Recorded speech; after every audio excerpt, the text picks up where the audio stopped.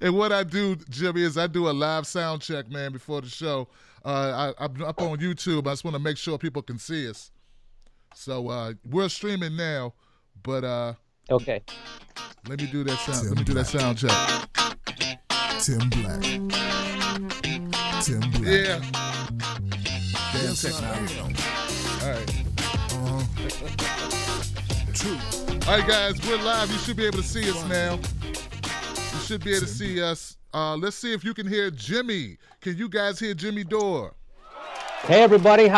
Oh, yeah. You got a big crowd. That'll work, man. Hey, look, they better be, man. These are, these people said they love you, so they should show up, man. Yeah. I just tweeted it out 2 minutes ago, so we should have some people. There it is, man. Look, guys. All right, so and you guys hear Jimmy, right? Sounds and looks good. Okay, that's great. Who was that? Milan, Sharma, Shirley Vick, Logical Lane, Sergeant Hayes, Marcia Squire, Torty Jack, Broken Carpenter, and Ginger Bieler. All right, guys, thank you so much for being here on time. We had to get the tech ready and all that good stuff. Look, man, I got a guest tonight that I've been wanting to talk to for a while. I met him in Philly. I love him like you love him, guys. He is Jimmy Dore from so many shows. The Jimmy Dore Show comedian. I call him a journalist. I call him one of the real journalists out there. Give it up for our guy, Jimmy Dore, y'all. Hey, everybody. Yay. All right. I like being called a journalist. I'll take it. I have done some journalism. I don't do journalism all the time, but I have done some, and it is fun. It's like, dude, like what you do and what I try to do is so different than what we see on TV. You know, I don't even know, gosh, man, I don't even know if I want to put us in the same category, man. I think you're like a truth teller and a comedian, which is great. Oh, I appreciate you saying that. You know, I wouldn't put us in the same category as corporate news at all, Tim. What you and I do, because we don't have to please anybody except ourselves. And that's why people are drawn to shows like ours, because they can sense the authenticity. And when they watch Wolf Blitzer or Chris Hayes, they can sense the inauthenticity and the $30,000 a day that is corrupting their view of the news. We don't have $30,000 a day given to us by a huge multinational corporation that wants to implement a bunch of corporate stuff that's bad for people. So we get to tell the truth on a daily basis, which is why I have a feeling they want to shut us up and why we've been demonetized and why a lot of stuff like that has been happening lately. Wow. Yeah, exactly. I mean, we've been taking over, man. I think that the internet's been like on fire. New commentators are popping up, and people are actually paying attention to us as opposed to the corporate crap. You think that's the real reason why we've been demonetized, Jimmy? I think that, I don't think you have to be a conspiracy nut to think that, especially because it all started because of a kind of a BS article in the Wall Street Journal of all places about advertisements running on a David Duke video, and then everybody freaked out. And it turns out this all happened right at the precipice of World War III, right? So the military-industrial complex is trying to get us into a war with Russia, and we want to overthrow Syria and Assad. And the only people really speaking against that with a microphone are people on the internet. And because people in corporate news, it's ubiquitous. They're beating the drum for war louder than anybody over at MSNBC. So there is no anti-war network. There is no progressive peace network. So that falls on us here on the internet, on YouTube and wherever people can get us away from corporate media, and we can actually tell the truth about all that stuff going on. And so when we start doing that, that's going to cut into their profits. Like I told you, or I've told my audience, that as soon as Rachel Maddow or Chris Hayes or Ed Schultz says something that costs Comcast a nickel, they will fire them. And that's why Ed Schultz was fired. You know why Phil Donahue was fired? He had the highest rated show on their network. They fired Phil Donahue because he was against the Iraq war. At the time, MSNBC was was owned by General Electric, which is a huge defense contractor, and they wanted a war. They wanted more war. They wanted to sell more tanks and more whatever. And so they fired Phil Donahue for low ratings, even though he had the highest ratings on the network. Now, isn't it weird? You think they would bring back guys like Phil Donahue, who got the Iraq war right. You think they'd want them on all the time.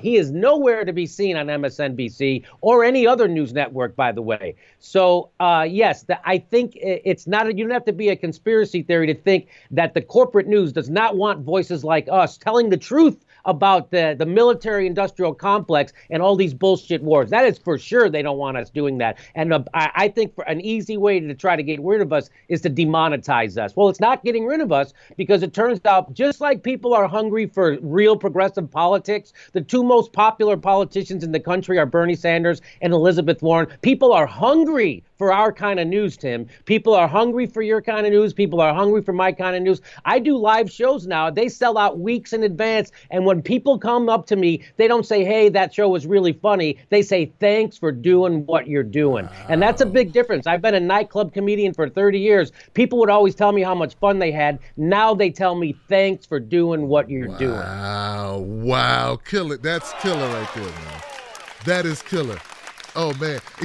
I had actually a question that falls right into that, so let me go with it now. Momo Pineno wants to know, he says, you blend comedy so well with your commentary. What is the writing process like with your team for your weekly shows?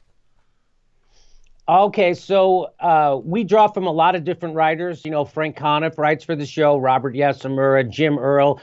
He's a former Daily Show writer, and Frank Conniff's from Mystery Science Theater 3000. And, Ron Placone. So we have a handful of writers. They're all very funny. And what happens is when there's a news story, I'll send them a video clip of something I want to talk about. Right. And I'll say, and they'll write some jokes and then we'll incorporate them into the show that way. And so that's pretty much, it's like a video clip or a news story. I'll send it to the fellas. And then they'll send me some jokes back, and I like telling the news with jokes. Jokes, I think, really can expose the truth sometimes way better than anything else. And that's what really makes, the kind of comedy I do funny is when it has that ring of truth. Hell yeah, man. Hell yeah. When I met you in Philly, Jimmy, and it was really cool to meet up with you. And first thing I said, man, the last thing I said was don't ever change, man. Do not ever change, because you just speak whatever. Everyone, I know I can speak for a lot of people, and I say, you seem so authentic, Jimmy. Like, I don't think there's an amount of money that you could be given to be a fake dude. I don't think you could look in the mirror. You seem like one of those guys, you'd be like, yeah, fuck that. I can't do it. I can't sell my soul. Am I on the right track with you? Well, Tim, I'll tell you this. I keep asking, everybody's saying, the corporations, how are you going to resist them? I keep asking them to try to, sell me out. I'm ready, but no one's offering me money. So I guess I'm just going to keep doing what I'm doing. No, you know what? They did a study, I don't know how long ago, but I don't know if you heard about that study where they tried to figure out how much money it took to be happy. Well, they figured out that after $75,000 a year, more money didn't make you more happy. Now, I'm guessing that would be higher now, maybe 100,000, because that study's a couple of years old. And in certain parts of the country, it's more expensive to live. So, but there is a set number where afterwards, more money doesn't make you more happy. And that number is a lot lower than people think. So once you have a house and once you have a bed and once you can go to the doctor when you get sick and once you have food what else do you really need? I mean, it's that from Wall Street. It's like, how many yachts can you ski behind at the same time? So I don't really need that much. I don't understand what Chris Hayes and Rachel Maddow, they literally get $30,000 a day. Matt, who's the guy from the Today Show? Matt Lauer. Matt Lauer gets $100,000 a day to do that show. A day. Because he gets $25 million a year. That's $500,000 a week. There's 52, right? So that's $500,000 a week. 5 days in the work week. That's $100,000 a day. That's unbelievable. So I don't even know how you could even relate to anyone after you're making that kind of money. In his contract, Matt Lauer, not to pick on Matt Lauer, I think he's a fine guy. But Matt Lauer, in his contract, he has to be flown in to Manhattan to do the show 3 times a day on a helicopter. The other two days of the week he has to drive in. That's tough. But 3 days a week he gets flown in. That's in his contract. So I'm not. No, I mean, how much money do you need? My point is, I think we have enough money.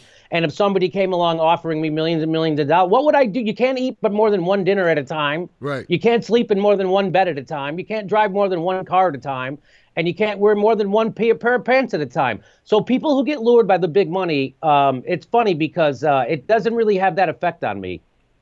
Man, that's so refreshing to hear. But God, those numbers, man, that's killing me. That 30, you said, God damn, Matt Lauer, like, you're right. Like, how could they not be in the bubble? I almost feel bad about talking crap about these guys when you imagine it's probably it's impossible for a human being to be in that type of tax bracket and have like any relation to like people who like get up and go to work, drag their asses out of bed every Monday morning, you know what I'm saying? And maybe deal with a boss they don't like and have regular, like having to choose which cereal to get based on price or, you know, should I get the car tuned up? I think I can go another 100 miles. I don't really have it. Like, they don't relate to any of that stuff, Jimmy.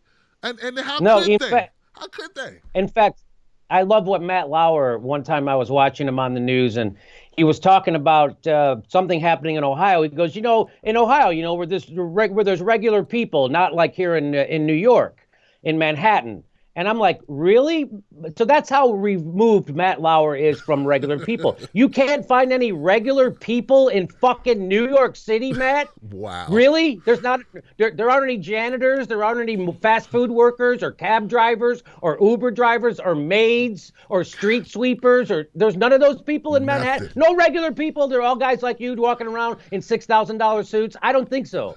So that just shows you how out of touch they are, too. Like, well, how can we possibly be regular people? I never see regular people. That's because you get limousined around every place and you get flown in on a helicopter 3 times a week. And then you go to a TV studio, $1 billion TV studio, and you talk to other millionaires. Yeah, when you got that type of money, you don't even have to use the bathroom alone. Like, you have somebody wipe for you. You know what I mean? Somebody who's always on point, just there beside you, doing whatever you need. You sneeze, they blow your nose, they wipe your nose for you. I mean, anything. I mean, that type of money is really easily corruptible. I got another question for you, Jimmy. Sure. Let's go with Bon Kim. Oh, this is a great question. Bon Kim says, Jimmy and Tim, if you were able to choose one comedian to come back from the dead to comment on our current state of affairs, who would it be, and what do you think they would say, Jimmy? I already know what you're going to say. It would be, well, it's a little. He's not as well known as other comedians, but Bill Hicks is my favorite guy. Hell yeah. Yeah, Bill Hicks died in 1994. And I think 94 or 95. He died young, and he was a real truth teller. Like George Carlin. I would love to see both those guys. I mean, those guys, George Carlin was one of the reasons I got into comedy. Bill Hicks was one of the reasons why I almost quit comedy, because I knew I would never be as good as he was. And so I don't know what he would say. That's why I'd like to hear him come back. If I knew what he was going to say, I wouldn't be as exciting. So I don't know what he's going to say. That's why I would love to hear what Bill Hicks and George Carlin would have to say. Damn it, Jimmy, you took both the people I wanted to say, man. God, man. And look, I'm not phoning it in either. Those are the two people that popped into my head, man. I will say this, though. I believe that whatever they were saying, they'd be saying a lot of it, right? And they would neither be Democrat nor Republican. They wouldn't be doing what our comedians are doing in the mainstream corporate sellout propaganda, spokesmodel, whatever this crap is we got like Seth Meyers doing every night or whatever. They wouldn't be doing that crap. They'd be making some enemies, man. They'd be, Yes. That's guys. Why, that's why when you look at the corporate media, even one of my favorite guys like Stephen Colbert, he's just more of he's more promoting the establishment now. He's against Trump like everybody, and he's a corporate Democrat, it seems like. So, which is a big hurt because nobody was better than Stephen Colbert. I mean, he's still the most talented guy. I mean, I think he's just a genius. And it's hard to make millions and millions of dollars inside of a system and then try to break that system. So that's the problem. When you look at when you look at one of the comedians on TV, the problem is they're becoming millionaires off of a system that is corrupt and ruining the rest of the country. So that's why you don't get a critique of the system from these guys like we really need. You get critique of certain politicians or maybe even the Republican Party or maybe even Walt, but you'll never get a real critique of the system. And that's what I think that real comedians need. Because right now, I mean, they're getting rich off the system. They are the system. Right. So that's a big problem. And there's got to be limitations. I mean, if you bite the hand that feeds you, these systems that you talk about, I'm guessing military industrial complex, the big pharmaceutical industry, these people pay money. They pay your salary in effect when they pay for the advertising space or whatever. So, yeah, I mean. Exactly, Tim, when if you watch Meet the Press or you watch that nightly news, who is advertising, right? I saw Boeing advertise. Are you in the market for a jet? I'm not in the market for a jet. They had Archer Daniels Midland, Boeing, right? So General Electric. So all these companies are advertising on the news products that the people who watch the news don't buy. Why are they advertising? Because they're not funding investigations of their corporation. They are giving money to the news because they want to defund investigations of their corporations. Archer Daniel Midland doesn't give money to Meet the Press so they'll investigate them. They give money to Meet the Press so they don't investigate them. Ooh. Same thing with Halliburton, same thing with Raytheon, same thing with Boeing, same thing with Walmart. If your news is being brought to you by multinational corporations, the oil, fossil fuel industries, and the military industrial complex. That's who's bringing you the news. And you wonder why we've been in perpetual war for the last 20 years. We've been in Afghanistan now going on 16 years straight. 4 more years, that war can retire.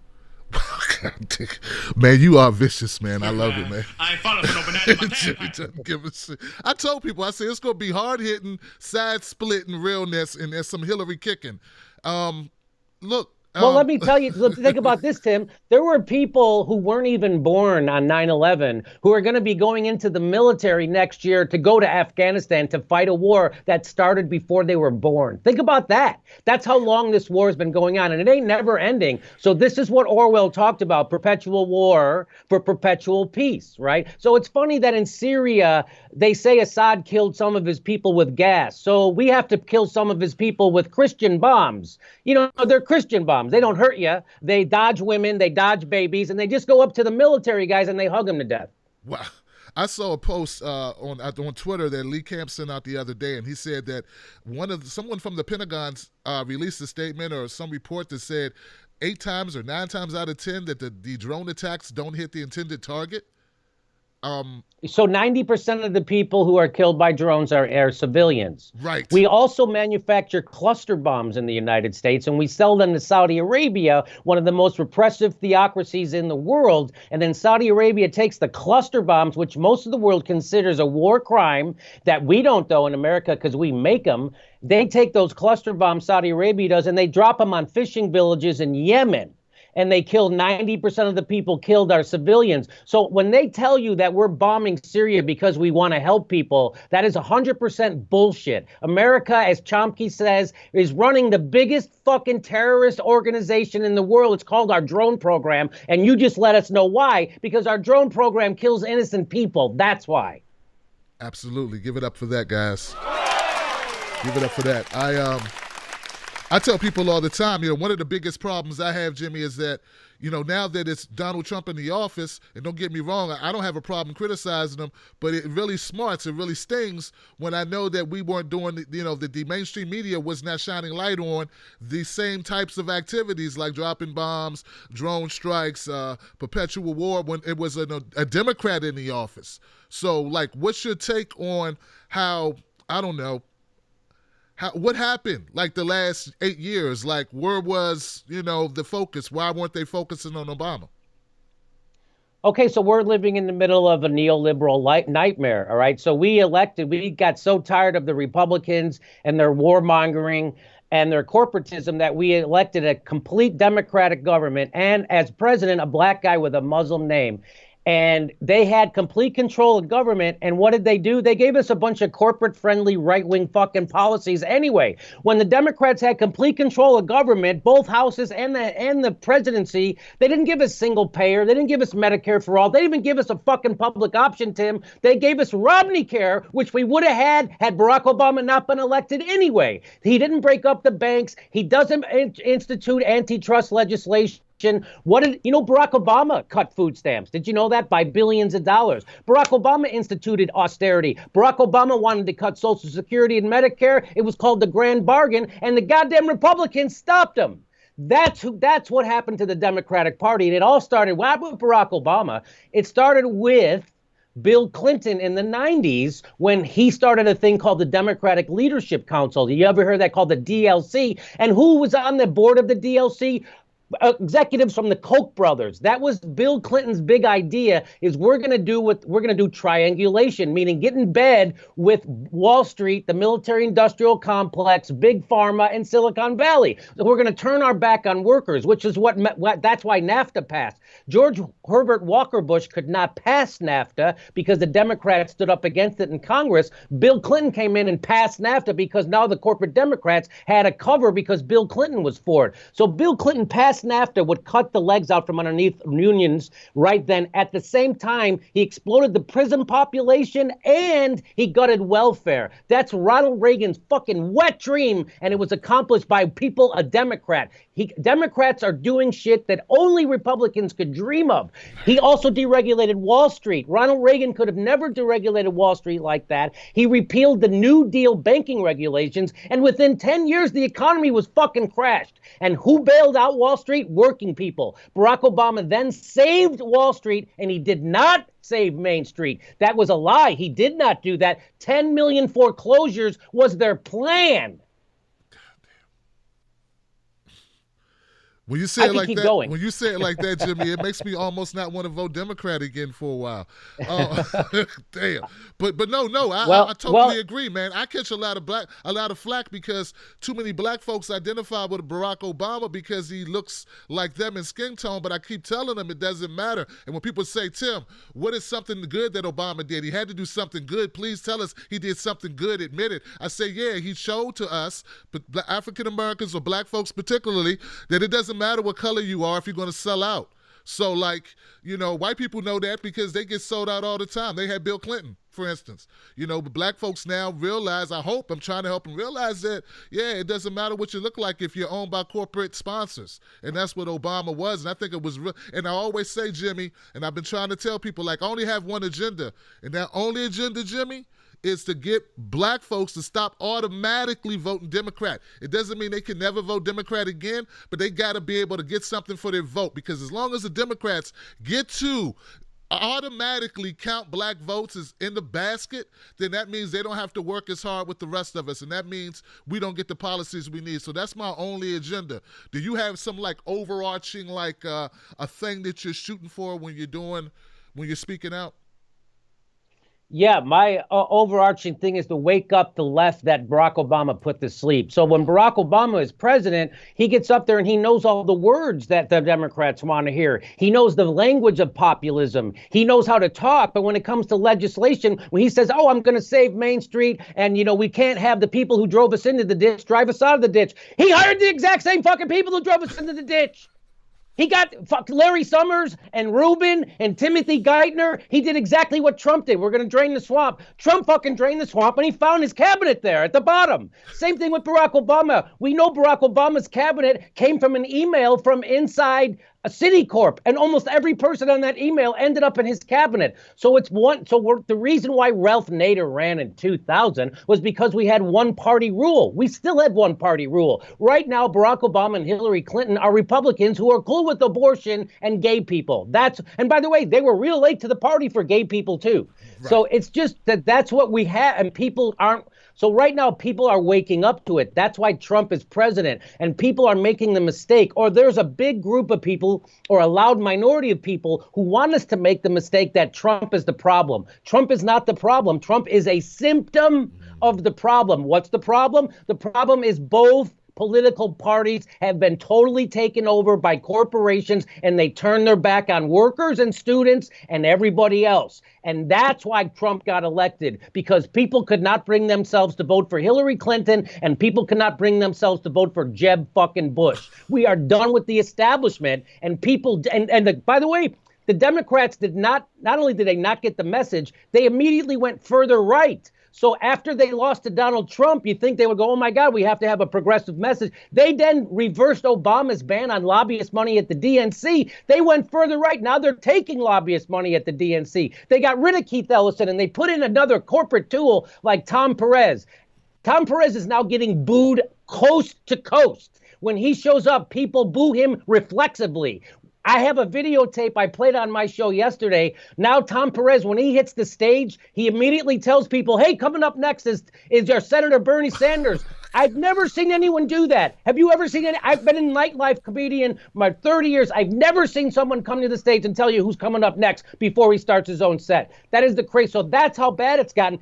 But guess what? Remember what Bernie said? These are corporate Democrats who would rather go down on the Titanic because they have a first-class seat. Yep. That's what this is. They are not giving up their first-class seat. Tom Perez, Debbie Wasserman Schultz, Donna Brazile, and the rest of the Nancy Pelosi, Chuck Schumer, they're all hanging on tooth and nail to their corporate gravy train. They are not going to let go. They won't even speak the word single payer because Big Pharma has them on a chokehold. They're no longer representing the people. The Democrats usurped the working class to Donald fucking Trump, and they're still trying to wag their finger at a progressive Bernie Sanders. The most popular politician in the country right now is Bernie Sanders, 57% approval. The next politician close to him is at 38, 30, that's 20% dip. That's another progressive, Elizabeth Warren. So progressives need to take over. I'm backing third party. Nick Brana has a draft Bernie party. Right. I've already pledged money to that. I'm all on board. I'm going to be doing fundraisers for it. We got to get out of the Democratic Party. They ain't going nowhere. It is a sinking ship. Man, I tell you though, Jimmy, man, you got me almost feeling that this whole Russia thing may not be true, man.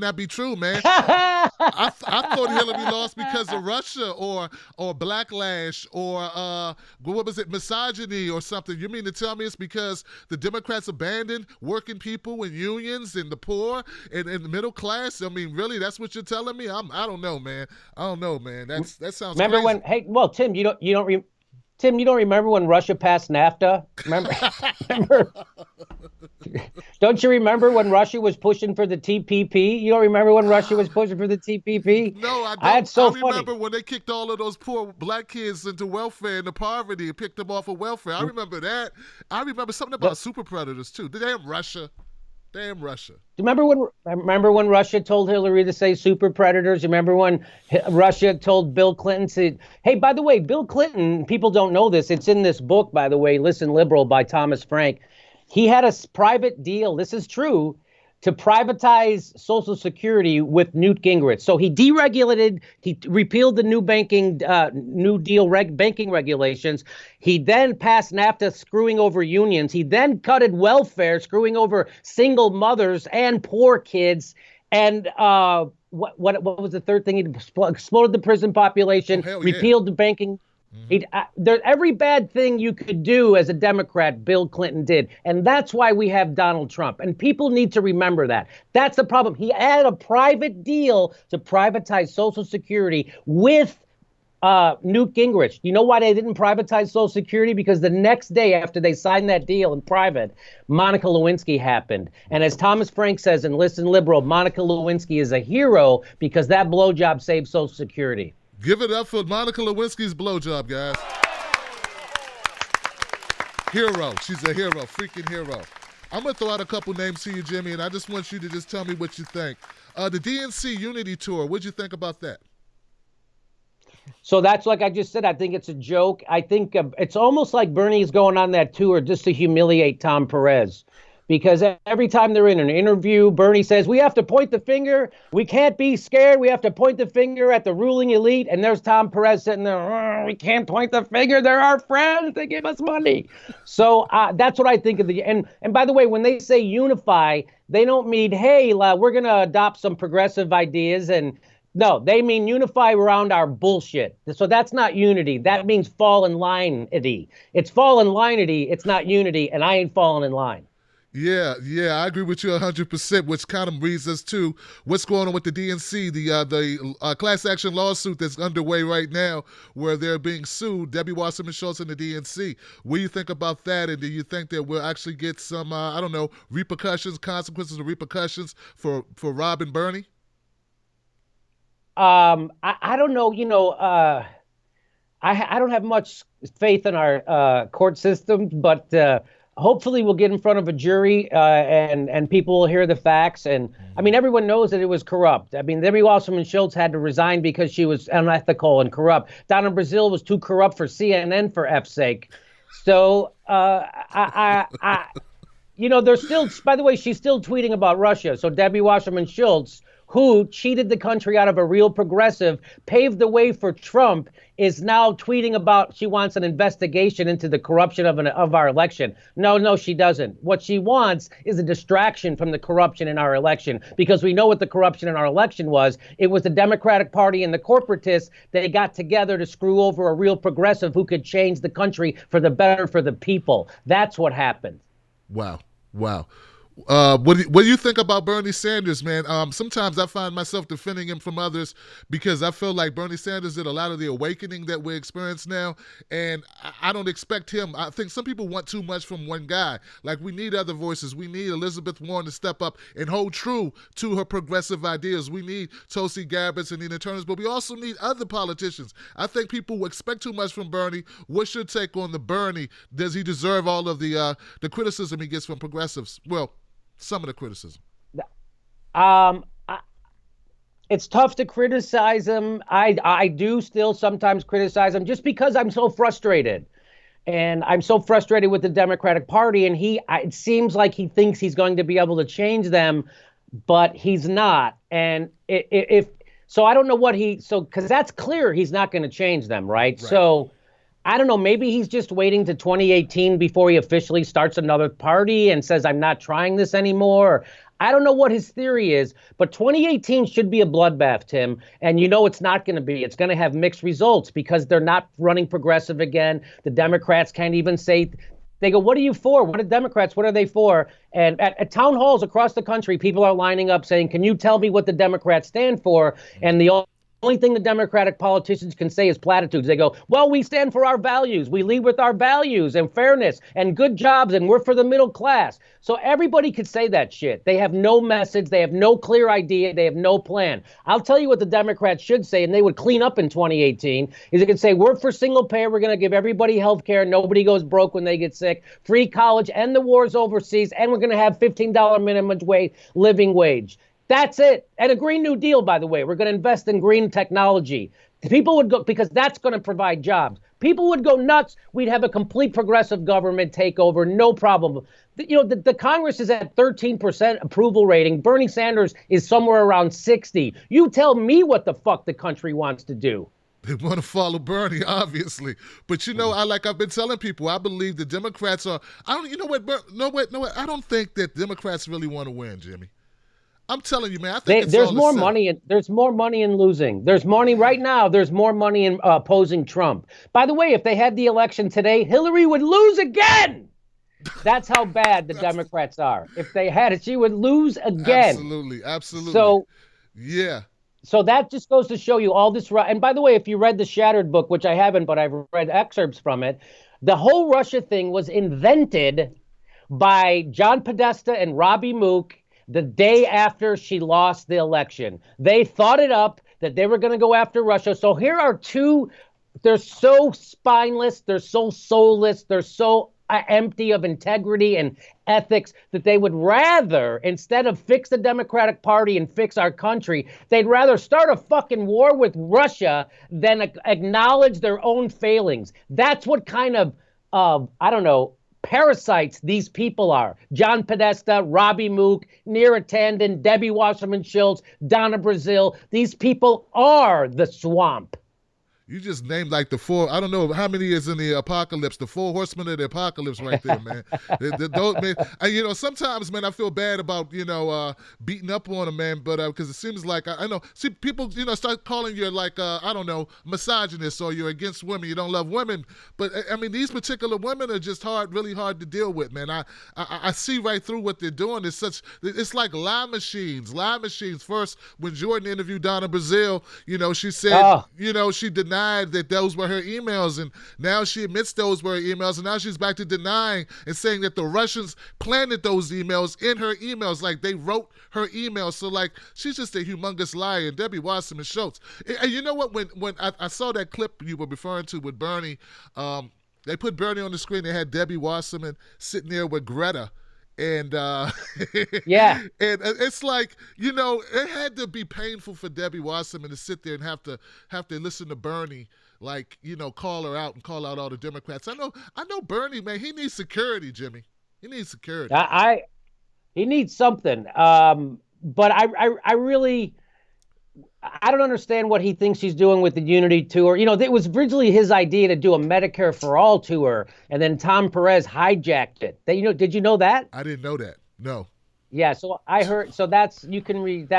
Yeah, because that's my reporting. Now that I think about it, Jimmy, he was on that tear. Like he was going to small towns, doing those town halls, and they were primarily focusing on Medicare. They were focused on health care. I was wondering go ahead. When he went to West Virginia with Chris Hayes, he talked about single payer, and he got a room full of Trump supporters to fucking stand on their feet and applaud for it. And meanwhile, I can't get Dianne Feinstein to let single payer cross her lips. So you tell me what's wrong with the Democratic Party. There's no point to the Democratic Party. The only point to the Democratic Party is to fill their pockets with money from donors. And let me tell you something else. And I don't know if this might sound radical or crazy, but it's not, and it's true.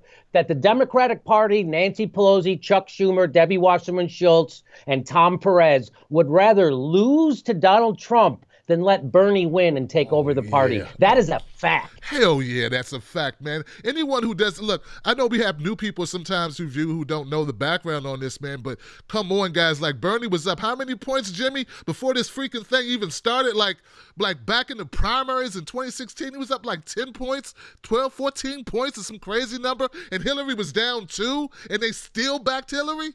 They don't want to win, man. This guy? This guy, I forget who it was in Kansas City, Jimmy. Who was that? Was it James Thompson? That's it, man. They didn't give that guy any money, and they sent the money to John Ossoff because he's another sellout corporatist Democrat, right? Yeah, it's again, that's why I say we need a third party for sure. This isn't working. So I'm doing the draft Bernie with Nick Brana, and I just think that Bernie needs to make a jump now. The Democrats are dead. Once they got in bed with Wall Street, because the Democrats are wedded to Wall Street. Well, you can't be in bed with Wall Street and then claim to fucking represent workers. Those are diametrically opposed. Wall Street wants to take your job, turn it into a low-paying job, and ship it to a poorer person in a more desperate situation. That's what Wall Street wants to do. Unions want to save those jobs. You can't be in bed with Wall Street and be in bed with workers. So right now, the Democratic Party, that's why they passed NAFTA. That's why they want to pass TPP. That's why they didn't pass card check. And that's why Barack Obama didn't put on a comfortable shoe when the teachers were getting fucked over in Wisconsin. And that's why Democratic mayors across the country gave the order to union cops to go crack the heads of Occupy Wall Street. That's the power of Wall Street money. Absolutely. And now what do you think about Barack Obama coming back out into the limelight and talking a little bit now that he's finished jet skiing and eating, I don't know, crustaceans off on boats and sailboats in the middle of the Atlantic. I don't know what the hell he's doing, man. The Mediterranean. That's what he's doing, and taking selfies of his wife on yachts and shit. Now he's coming back out and he's talking to people in Chicago about, I don't know, getting money out of politics. And then he takes what's that? How much is that speaking engagement for? $400,000 he's taken from Wall Street. So that idea that somehow Barack Obama, I mean, they're all again. So how is that not a problem? That's of course that's a huge problem, right? And so this is legalized bribery. That's what that is. So he's going to wait 9 months to cash in, and that's what he's doing. So they're all in bed with the people they're supposed to be regulating. And Barack Obama, he should go back to Flint and drink some more fucking water like a sellout that he is. True. That was disgusting to see Barack Obama go there. There are children's brains poisoned with lead. There are people with neurological disorders. And he came there, drank a glass of water, and left town. Holy fucking shit. You wonder why Hillary didn't win Michigan? You wonder why the people don't trust the Democratic Party? Because they don't trust the Democratic Party. You know why? Because the Democratic Party ain't working for them. Democratic Party's in bed with corporations, the military-industrial complex, and Wall Street, and they are fucking you actively. Actively.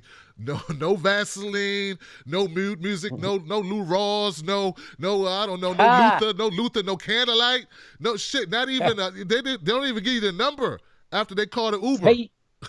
Hey Tim, you saw in Baltimore that who vetoed the $15 minimum wage in Baltimore? Oh, it was Pew. a female. It was a female black Democrat vetoed the $15 minimum wage. Who when fucking ran on it, passed Jimmy? She ran on it. She didn't just veto it, she ran on it. She was talking about it. It was part of her campaign stump speech.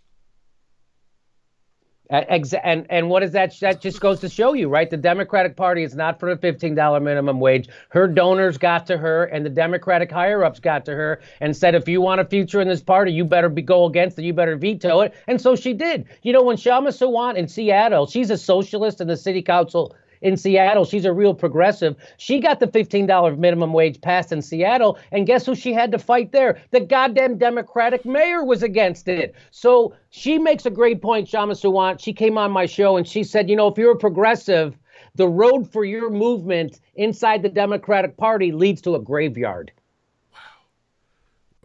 You know what? I think, and I try to tell people they don't get it, Jimmy. Maybe you could tell them, man, I believe that neoliberalism, like that's more of a problem. If we don't get rid of the gatekeepers and the people that are standing in the way of progress within the Democratic Party, we got nothing. Because those are the people, man. Those are the people we got to get rid of traitors first. Like, you can't go to war and have traitors in your camp. You just can't do it. So, like, I'm an independent. Are you affiliated with any party, Jimmy? Well, I joined the Democratic Party so I could vote for Bernie in the primary, but I didn't vote for him. I voted for the Green Party in the presidential, and now I'm not voting. I'm not Democrat. I'm not a Democrat. No. Okay. Yeah.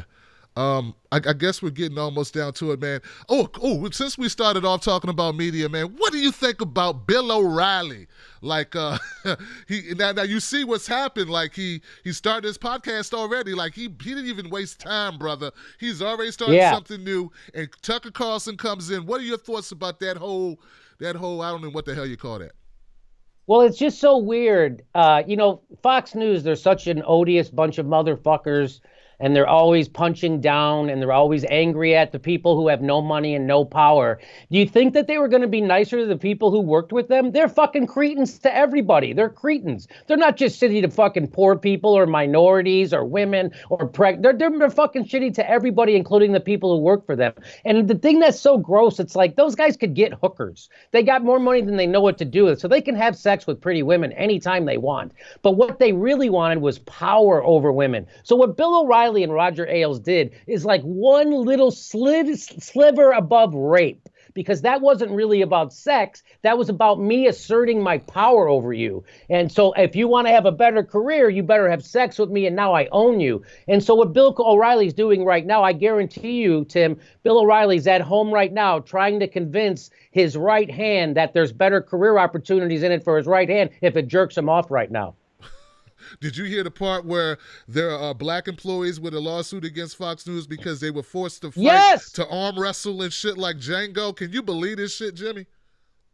I can totally believe that shit. And to the black people, hey, guess who else is racist? The Klan. You shouldn't get a job at the Klan either. Look, what the fuck did you think? Hey, these guys who are racist, they were racist to me too. No shit. But come on, Jimmy, making them like grease up their arms and go arm wrestle. That's like that. You know, I've worked with some racist companies, you know, and I never expected them to do that shit. Like, that's next level. That's something special right there. You know, I don't. I couldn't believe. Yeah, I mean that's their new motto. They're taking racism to the next level. That's the new tagline. Huh? Oh man, and look, And Jimmy, man. I'm like, I don't know what else, man. Is there anything I did? Oh, someone asked a question about. I'm sorry, Campsey Grothendink. She asked a question. I'm curious about your wife. Since she does the show with you, I feel it's an acceptable question. I don't know, Jimmy. If you want to answer, you can. She says, has she helped you with issues pertaining to women's rights? Like, do you bounce ideas off each other? Does she kind of like give you ideas for stories, that type of thing? yeah, all the time. She's a teacher, right? So she has a real unique perspective because being a high school teacher, and that's why I wrote that joke about her where she, when she got out of college, she was top of her class, and she could have went to Wall Street and helped people, but she decided to follow that money train all the way to sophomore English. So and she's also thank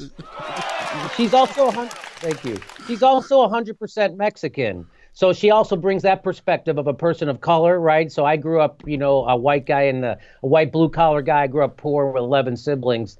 And so she grew up here in California. So she has a real unique perspective.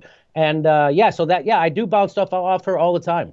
That's amazing, man. And one last question, Jimmy. How did you get into? Did you always do political comedy? And like, what made you start doing it? Yeah. Well, what made me start doing it was the Iraq War, right? So the Iraq War happened right when I hurt my back, and I couldn't really move for a couple years around real good. I had some back problems, and so I was on my couch for a long periods of time watching the news, and I just could not get over how shitty the news was. I couldn't get over that they were beating the drum for war in Iraq. I couldn't believe how they silenced people who were anti-war, and that's what made me start talking about it on stage. And I did it everywhere. I remember the first time I started doing jokes that were negative about George Bush was in Houston. True story. Oh, damn. True story. A guy in Houston he stood up and he goes, "Hey, he's protecting your freedom of speech. Now shut the fuck up." That's a true story. I was caught in a riddle. Man, look, Jimmy, man, you've been an amazing guest, man. Thank you so much for your time, brother. Is there anything you want to tell these folks that you didn't get a chance to say that you want them to take away or whatever? I just want them to. I'm going on tour to do live Jimmy Dore shows across the country. We're going to be in Chicago on June 10th.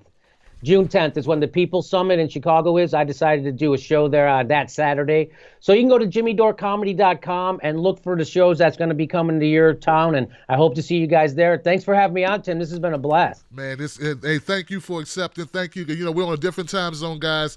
Ladies and gentlemen, go find Jimmy Dore. Jimmy Comedy. What's that website address again, Jimmy? jimmydorecomedy.com. jimmydorecomedy.com. Guys, go do that. If you're not subscribed to Jimmy, I don't know what's wrong with you. There must be a physical problem. You should get that checked out. But make sure you do that. And you can buy my book My Book is Your Country's Just Not That Into You. You can watch my special on Hulu. I have a special on Hulu right now running. I have lots of stuff. So check out whatever you want, jimmydorecomedy.com. That's it, man. Give it up for Jimmy Dore, jimmydorecomedy.com, guys. I'll see you on the next one. Thank you, Jimmy. I'll see you on the next video, man. And keep doing what you're doing, brother. Thanks. We love you. All right. Dude, bye back at you. Got it, brother. Jimmy Dore, ladies and gentlemen, Jimmy Dore. Okay, guys, that is I told people, man, it was gonna be lightning, it's gonna be quick, it was gonna be hard hitting, it's gonna be no punches pulled, and it was gonna be funny. And I think we delivered on that. Jimmy is an excellent. He's funny as hell and he's real, and I admire that. And we got to know a little bit about his backstory, some things. About his background. I didn't know he came from such a big family, and how he's worked his way up, and just keeping it real. Also, I love the take on Jimmy's whole idea about money and how much money do you really need. And he said, once you get over a certain amount, your happiness doesn't increase. So that's very interesting. I want people to really think about that. I've thought about it long and hard, guys. So money, we have to keep money in perspective, because there's so much that so many of us could be doing that we're not doing, and some of it, it may have to do with what you think is going to make you happy, but you'd be surprised what makes you happy. Like, I'm happy as hell right now. All right, Susan Sarandon retweeted my Patreon. Give it up for Susan Sarandon. Jimmy Dore came on the show today. Give it up for Jimmy Dore. And Tim Black's Wolfpack is in the house. So look, hey, come on, man. Like, what else, what else? It's good, right? And I'm indoors. There's a ceiling up there. And there's food somewhere in this house. So I'm doing pretty good, guys, because I got you. Thank you for having my back. Thank you for everybody who tuned into the show. If you enjoy, if you appreciate independent media, if you appreciate real conversation about real things that matter with a humoristic, like, comedic touch that's needed, but also, when needed, some fire, subscribe to this channel. It'll be worth every penny you pay. But no, seriously, speaking truth to power is what we do around here, and we try to do it with some form of inspiration. And we got to have something something to look forward to. We got to have some type of goal in mind that's attainable. And what we try not to do is just make it, oh my God, the world is ending and everybody sucks, because that's not what we need. We need criticism. We need to be heavy hitters. We need to tell the truth, but we also need to know that if we form together like Voltron, if we Voltron up, we can get some stuff done. That's it. That's all I got, guys. I'll see you on the next one. Look for this video to be up on my YouTube channel, as well as we're going to cut it into clips so it'll be shorter pieces that are more shareable. I do that with all my shows. Shout out to my moderators in the chat room, Iron Man Oz, Broken Carpenter, Momo Pinedo, also my digital editor, and my friend Kelly, and Bon Kim. And thank you for the questions, Momo Pinedo, Bon Kim, and Campsy Grothin. Campsy G. Thank you guys so much. That's it. This has been a special edition of No Sellouts. Peace out, and H.A. Goodman is the man. And give it up for Jimmy Dore. Peace. Tim Black. Tim Black. Tim Black. Yes, I am. True. Funny. Tim Black. I am TimBlack.com. Tim Black.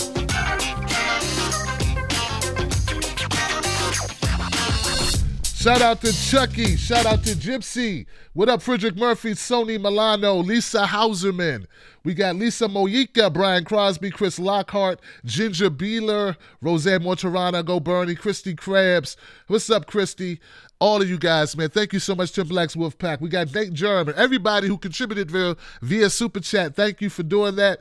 Natalie May, Lou Pilskin, Go. Jared Smith, Timothy the Totalitarian, good gracious. Stephanie Chateau, who was that guy? G. Cooligan, Citizen Dabs, Orthodium, Jilly Love, Brian Crosby, Eric H., Chris Buck, Dr. Cat. You guys keep me going, man. Thank you so much for what you do. Turn on your Patreon notifications. There's going to be some special stuff coming out. I'm going to be doing some impromptu videos for my VIP patron people. Yes, I got some stuff I got to say.